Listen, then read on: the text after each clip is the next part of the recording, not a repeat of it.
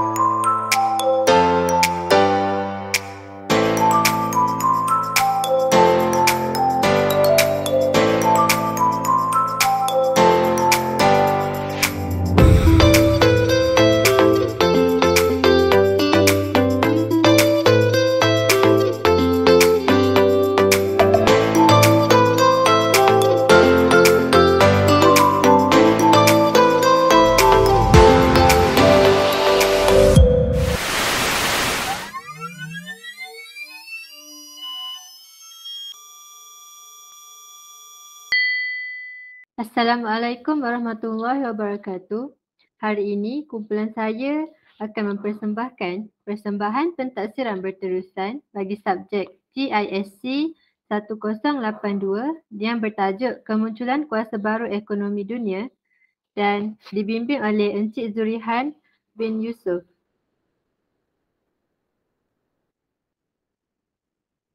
Berikut merupakan ahli kumpulan kami yang terdiri daripada Nur Anisha Huzaifah binti Abu Bakar, Nurul Husna binti Mama Anwar dan saya sendiri iaitu Nur Ain Husna binti Saufi. Seterusnya saya akan meneruskan pengenalan bagi tajuk pembentangan kami pada hari ini. Yang pertama ialah 4 negara telah muncul sebagai kuasa baru ekonomi yang melibatkan komoditi penting iaitu minyak dan gas, potensi keluaran tinggi dan peningkatan pertumbuhan ekonomi yang pantas iaitu daripada negara Brazil, Rusia, India dan China BRIC. Negara China dan India membangkit sebagai kuasa-kuasa besar dalam bidang ekonomi di peringkat dunia sejak tahun 1990 setelah kejatuhan Empire Soviet Union. Kedua-dua negara besar ini telah menjaga dagangan global sebagai pengeluar, pesaing dan penyediaan tenaga manusia dan menyemarakkan pertumbuhan ekonomi dunia. Negara China dan India akan membentuk kembali kepada ekonomi dunia. Kedua-dua negara ini mendorong kepada kegelisahan dan perdebatan mengenai persaingan global. Kemunculan kuasa baru China. Ini adalah merupakan peta negara China dan seterusnya saya akan membentangkan pengenalan bagi kemunculan kuasa baru negara China. Pada tahun 1971, seluruh dunia telah menyaksikan kemasukan China secara rasmi ke dalam Pertubuhan Bangsa Bersatu iaitu PBB dan secara langsung menunjukkan bahawa China turut memiliki tempat dalam badan berkuasa dunia tersebut. Kuasa veto yang dimiliki oleh China menjadi satu kuasa yang mampu menstabilkan hegemoni China dan segala tindakan China adalah selaras dengan kuasa veto yang dimiliki oleh Amerika Syarikat dan negara-negara besar yang lain. Antara faktor kemunculan kuasa baru China ialah yang pertama adalah pengenalan dasar buka pintu. Dasar buka pintu adalah satu dasar di mana sesebuah negara itu menjalankan dasar perluasan untuk kepentingan keselamatan dari aspek sistem ekonomi, politik dan juga sosial. Pelabuhan mula dibuka kepada kapal-kapal dagang luar seperti pelabuhan di sepanjang Sungai Yangtze, ekoran daripada Perjanjian Nanking 1842. Sebanyak 5 buah pelabuhan dibuka iaitu Amoy, Canton, Fuzhou, Ningbo dan Shanghai bagi menjalankan perdagangan bebas ini. Perdagangan antara China dan Amerika Syarikat yang kian pesat adalah berpunca daripada dasar perdagangan bebas yang diamalkan Amerika Syarikat disebabkan oleh pembangunan perindustrian yang pesat pada suku akhir abad ke-19. Amerika Syarikat berpendapat bahawa negara China merupakan pasaran yang berpotensi bagi barangan keluarannya. Seterusnya ialah kedudukan geografi yang unik. Seperti yang kita tahu, Republik Rakyat China ialah negara kedua terbesar di dunia dari segi keluasan tanah serta dianggap sebagai negara ketiga atau keempat terbesar dari segi jumlah keluasan.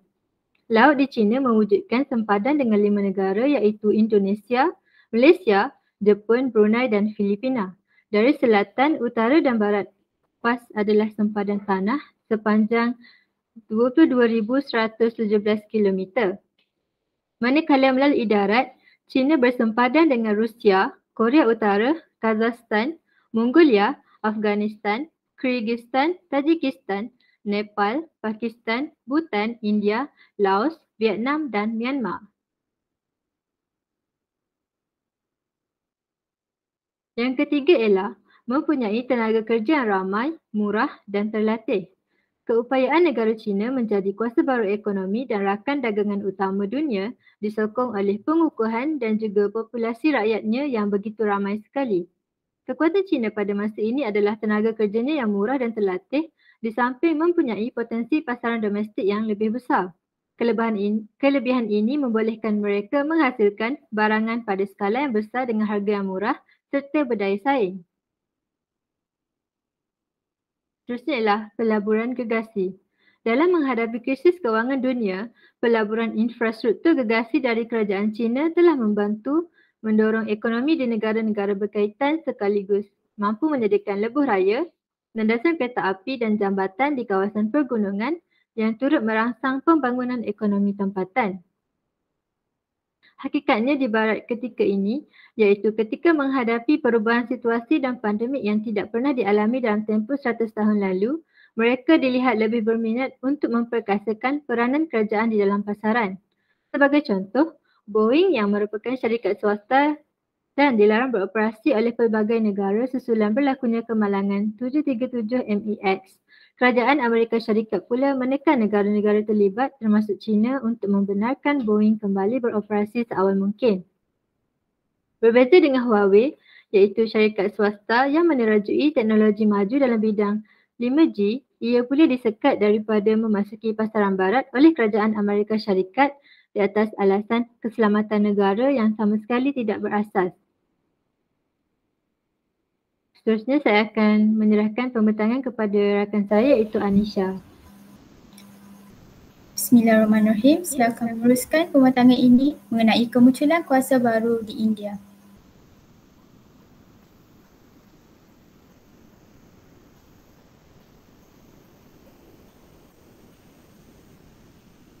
Pengenalan. Negara China, pembaruan ekonomi pada tahun 1991, ekonomi India adalah ketiga terbesar di dunia dari segi pariti kuasa beli. Pariti kuasa beli adalah menggunakan kadar pertukaran keseimbangan dua mata wang jangka masa panjang untuk menyamakan kuasa belinya. India juga disasar mencatatkan pertumbuhan kukuh untuk 10 tahun akan datang dan dijangka menjadi ekonomi ketiga terbesar dunia. Ekonomi negara Asia Selatan itu ketika ini sudah melepasi Brazil dan Rusia dan bahkan mengatasi Perancis dan Britain sebagai ekonomi kelima terbesar dunia pada tahun 2019. Selain itu, negara India mempunyai kuasa beli keempat terbesar di dunia. India berpegang teguh pada pendekatan separa sosialis dengan kawalan ketat terhadap pernyataan sektor swasta. perdagangan asing dan pelaburan langsung asing. Namun sejak tahun 1991, India membuka pasarannya secara beransur-ansur melalui pembaharuan ekonomi dan mengurangkan kawalan kerajaan terhadap perdagangan dan pelaburan asing. Faktor kemunculan kuasa baru di negara India. Faktor pertama adalah faktor kepimpinan. Perubahan dasar kerajaan. Manmohan Singh iaitu Perdana Menteri India dari 2004 hingga 2014 telah menunjukkan usaha menjayakan ekonomi India yang menggalakkan pertumbuhan ekonomi dengan perubahan dasar kerajaan negara India. Kedua adalah perubahan ekonomi sosialis kepada kapitalis. Perubahan ini berlaku kerana boleh membawa pelabur-pelabur asing ke negara mereka. Hal ini disebabkan negara India bukan dikenali sebagai negara komunis. Kapitalisme merupakan sistem ekonomi dan sosial yang cenderung ke arah pengumpulan kekayaan oleh individu tanpa gangguan kerajaan dan bermatlamatkan keuntungan. Ekonomi sosialisme mempengaruhi prinsip ekonomi dan kebijakan sosial perintah India setelah kemerdekaan sehingga awal 1990-an. Ketika India berpindah pada ekonomi kapitalis. Namun, ideologi tersebut tetap memiliki pengaruh pada politik India dengan sejumlah masih menganut sosialisme demokratik.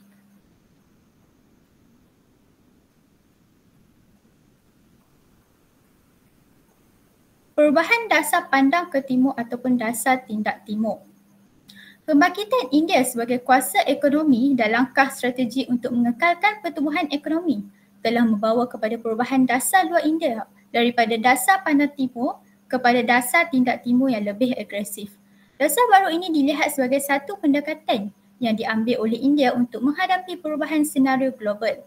Dasar tindak timur ini memberi tumpuan kepada pembinaan strategi bagi pertumbuhan ekonomi, politik, keselamatan dan pertahanan India melalui pelanjutan hubungan baik dengan negara-negara di Asia Tenggara dan Asia Timur.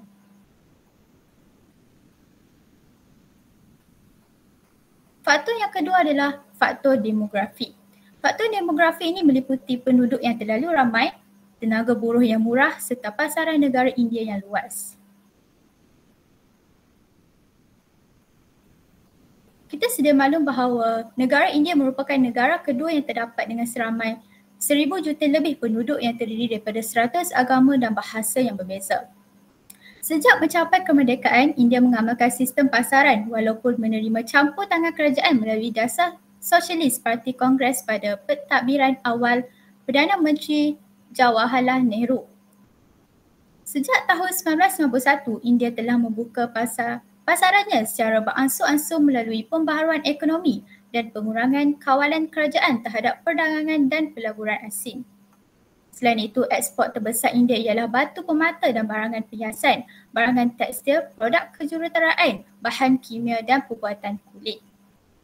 India juga telah dilengkapi tenaga kerja sebanyak 509.3 juta, 60% daripadanya bekerja dalam bidang pertanian dan industri-industri berkaitan. 28% dalam bidang perkhidmatan dan industri-industri berkaitan dan 12% dalam perindustrian. Kebangkitan ekonomi India.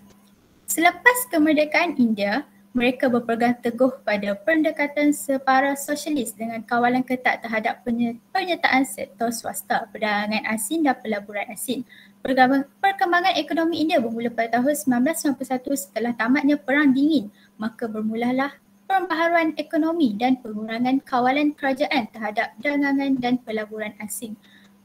Pada akhir tahun 90-an, India berjaya menjadi kuasa baru ekonomi dunia. Kebangkitan ini meliputi pada tahun 90-an hingga 2005. Pada tahun 1990, mereka menjadi negara utama BPO, Business Process Outsourcing, serta aliran modal mereka meningkat dalam bentuk PI, Portfolio Investment, dan FDI, Foreign Direct Investment. Selain itu, industri perfilman mereka mampu mengalahkan Hollywood. Tahun 2013, India mencatatkan pertumbuhan yang perlahan pada tahun ini iaitu sebanyak 4.6% disebabkan permintaan domestik yang lemah, berikutan langkah kewangan yang ketat serta prestasi sektor pelombongan dan pembuatan yang kurang memberangsangkan. Seterusnya, dari segi aktiviti pelombongan, mereka mengalami penurunan sebanyak 2.9% kerana pengeluaran arang batu yang lebih rendah, namun mereka cuba bangkit dengan perkembangan kukuh subsektor perkhidmatan kewangan, insurans, harta tanah dan perniagaan yang meningkat.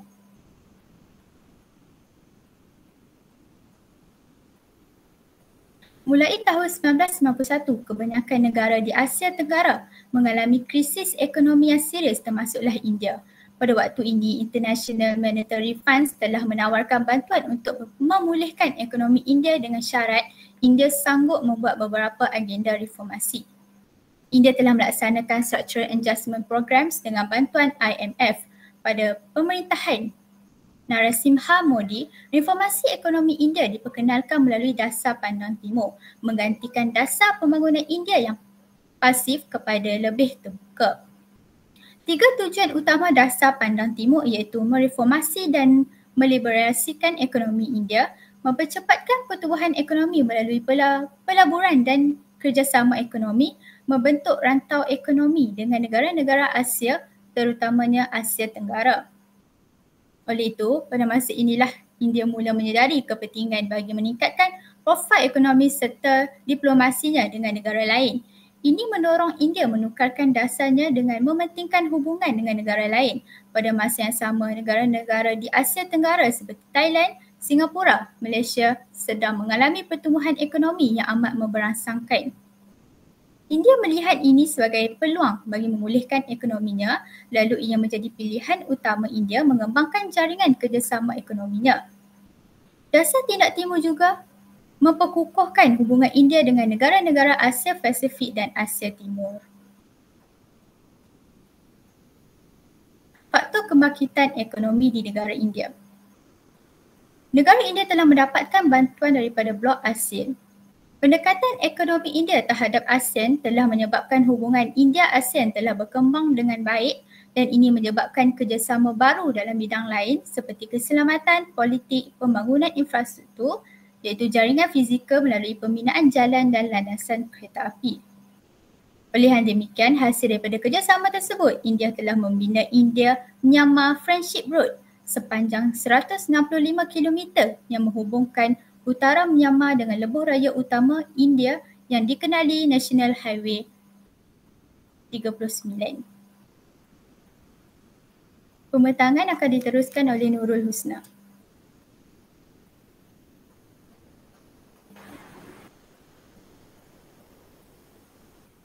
Slide sebelumnya. Okey. Baiklah, saya akan meneruskan lagi pembentangan iaitu kepesatan ekonomi India berkembang dan akhirnya menjadi satu kuasa baharu. Yang pertama kita melihat kepada peningkatan keluaran dalam negara kasar iaitu KDNK, yang mana dengan peningkatan KDNK ini 9.4% sepanjang tahun 2006 dan juga 2007, yang mana ini menjadikan ekonomi India merupakan antara yang paling berkembang pesat di dunia. Apabila kita melihat dari segi kadar pertukaran Amerika Syarikat iaitu sebanyak USD 1.103 trilion, yang mana ia telah menjadikan negara India menjadi negara ekonomi ke-8 terbesar di dunia pada tahun 2018.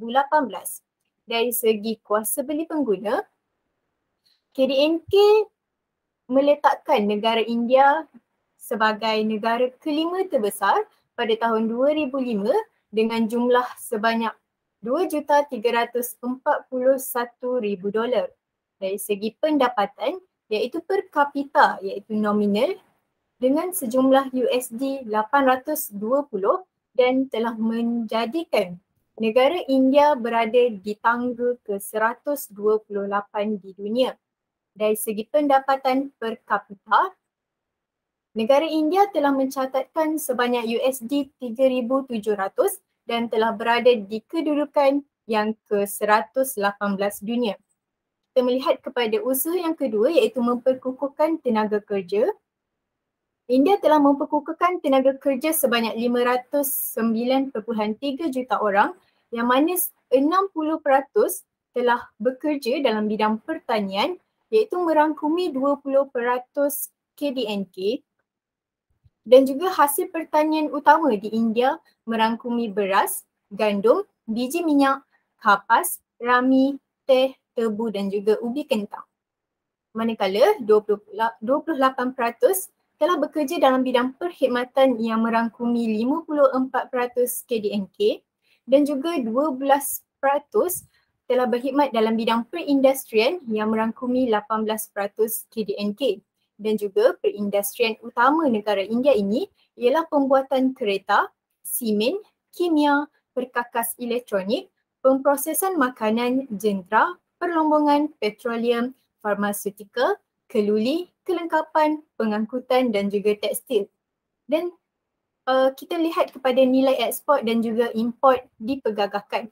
Pada tahun 2006, nilai ekspor di India dianggarkan sebanyak USD 112 bilion yang merangkumi hasil tekstil, barang kemas, hasil kejuruteraan dan juga perisian. Dari segi nilai import, telah dianggarkan sebanyak USD 187.9 bilion yang merangkumi minyak mentah, jentera, baja dan juga kimia. Dan juga negara India ini telah menjadi pengeksport utama dalam membekalkan perisian, kewangan, penyelidikan dan juga teknologi. Okey, kita lihat kepada implikasi kemunculan kuasa baru ekonomi terhadap Malaysia. Okey, kita lihat pada ekonomi pada tahun 2008 yang mana separuh tahun pertama iaitu Januari hingga Jun, Malaysia telah mencatatkan pertumbuhan yang memberangsangkan sementara inflasi meningkat kerana tekanan kenaikan kos. Pada separuh tahun kedua pula, Malaysia telah mengalami penurunan dari segi prestasi ekspor kerana negara-negara utama ini telah mengalami kemelesetan krisis ekonomi yang semakin teruk.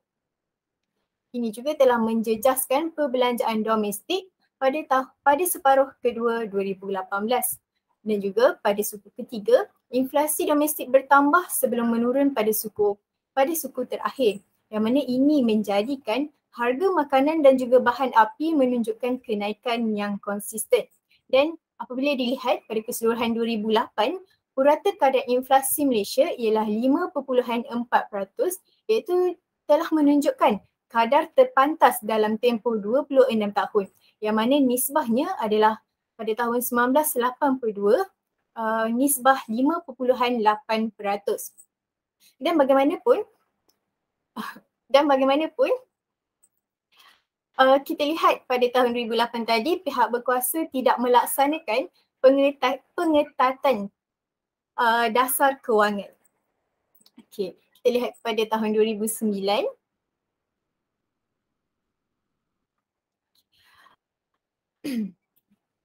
Apabila Malaysia telah merasai kesan kemelesetan ekonomi global,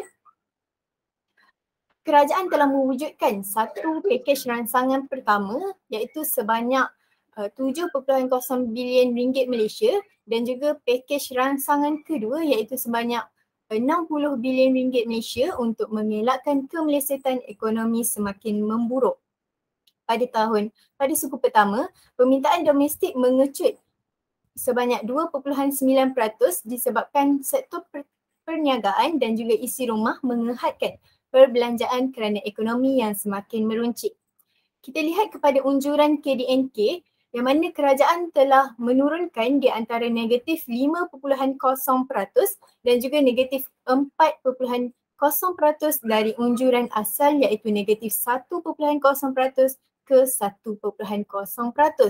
Dan ini menjadikan KDNK mengecut pada suku pertama 2009 iaitu sebanyak 6.2% lebih rendah daripada yang dijangkakan. Kita lihat dari segi bekalan pula, semua sektor ekonomi mengalami pengecutan dalam suku pertama kecuali sektor pembinaan. Dan sektor pembuatan pula jatuh teruk pada tahun 2009 dan juga melihat kepada sektor perkhidmatan juga mengalami pengecutan yang mana sektor perkhidmatan ini mendapat kesan kemelesetan subsektor yang berkait rapat dengan sektor pembuatan tadi. Okay, kita lihat dari segi pendidikan. Pendidikan orang asing mula masuk ke Malaysia bersama kemahiran masing-masing seperti ekonomi, kesihatan dan juga perkhidmatan.